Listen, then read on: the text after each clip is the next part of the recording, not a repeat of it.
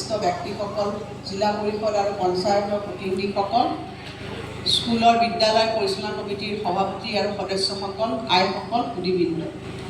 আজিৰ দিনটো সমগ্ৰ দৈয়াংবাসীৰ কাৰণে এটা অতি আনন্দৰ দিন যে 1982 চনতে স্থাপিত এখন বিদ্যালয়ে এটা নতুন গৃহ পাবলৈ সক্ষম হৈছে আৰু এক বৃহৎ পুঁজি এই গৃহ নিৰ্মাণৰ বাবে অসমৰ মাননীয় মুখ্যমন্ত্ৰী ডাঙৰীয়াই অনুদান দিছে প্ৰায় 7,43,00,000 টকা 7,43,00,000 টকা, যিটো ইমান বৃহৎ অনুদান আমি ভাবিবই নোৱাৰোঁ।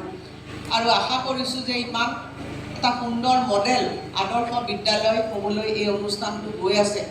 এই সুন্দৰখনক আমি অসমৰ মুখ্যমন্ত্ৰী ডাঙৰীয়াক তৰাণীবাসী ৰাইজে আন্তৰিক অভিনন্দন আৰু কৃতজ্ঞতা জ্ঞাপন কৰিছোঁ। এটা বিশাল তালিৰে মুখ্যমন্ত্ৰী ডাঙৰীয়াক আমি আদৰণি জনাইছোঁ।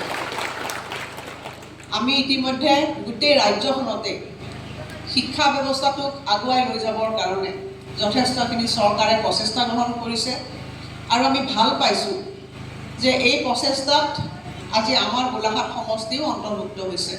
মই কিছুদিন আগতে অসমৰ মাননীয় মুখ্যমন্ত্ৰী ডাঙৰীয়াৰ হাতেৰে 2খন বিদ্যালয়ৰ শুভ আৰম্ভণি কৰিছিলোঁ। এনেকুৱা মডেল বিদ্যালয়ৰ এখন আছিল গোলাঘাট চহৰৰ প্ৰায় 100 বছৰ গৰকা ঐতিহ্যমণ্ডিত আমাৰ বেজবৰুৱা উচ্চতৰ মাধ্যমিক বিদ্যালয়।